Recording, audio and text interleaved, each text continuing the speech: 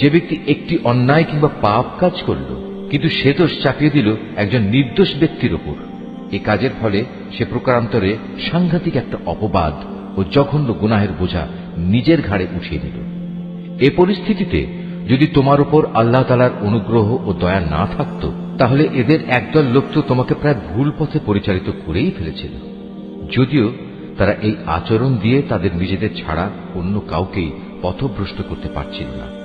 অবশ্য তাদের এই প্রতারণামূলক কাজ দ্বারা তারা তোমার কোনোই ক্ষতি সাধন করতে সক্ষম হতো না, কারণ আল্লাহ তাআলা তাঁর গ্রন্থ ও সে গ্রন্থলব্ধ কলাকৌশল তোমার উপর নাযিল করেছেন, এবং তিনি তোমাকে এমন সবকিছুর জ্ঞান শিক্ষা দিয়েছেন যা আগে তোমার জানা ছিল না। তোমার উপর আল্লাহ তাআলার অনুগ্রহ ছিল অনেক বড়। এদের অধিকাংশ গোপন সলা পরামর্শের ভেতরই কোনো কল্যাণ নিহিত নেই। তবে যদি কেউ এর দ্বারা কাউকে কোনো দান খয়রাত, সৎ কাজ ও অন্য মানুষের মাঝে শান্তি ও সম্প্রীতি স্থাপনের আদেশ দেয়, তা ভিন্ন কথা। আর আল্লাহ তাআলার সন্তুষ্টি অর্জনের লক্ষ্যে যদি কেউ এসব কাজ করে, তাহলে অতি শীঘ্রই আমি তাকে মহাপুরস্কার দেব।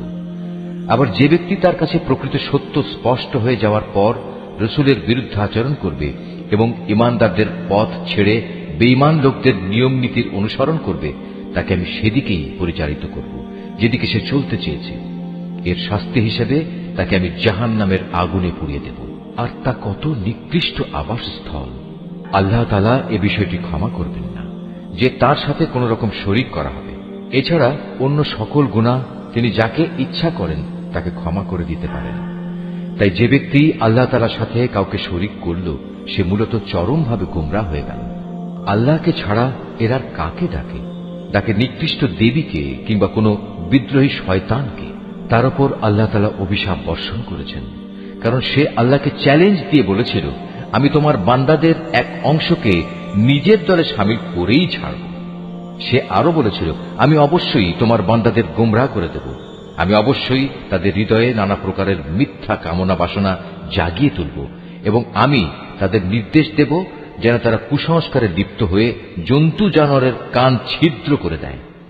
আমি তাদের আরো নির্দেশ দেব যেন তারা আল্লাহ তাআলার সৃষ্টিকে বিকৃত করে দেয়। মূলত যে কোনো ব্যক্তি আল্লাহ তাআলার বদলে শয়তানকে নিজের পৃষ্ঠপোষক বানিয়ে নেবে, সে এক সুস্পষ্ট ক্ষতি ও লোকসানের সম্মুখীন হবে।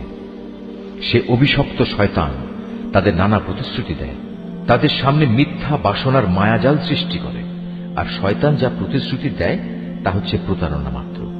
এরাই হচ্ছে সেসব হতভাগ্য ব্যক্তি যাদের আবাসস্থল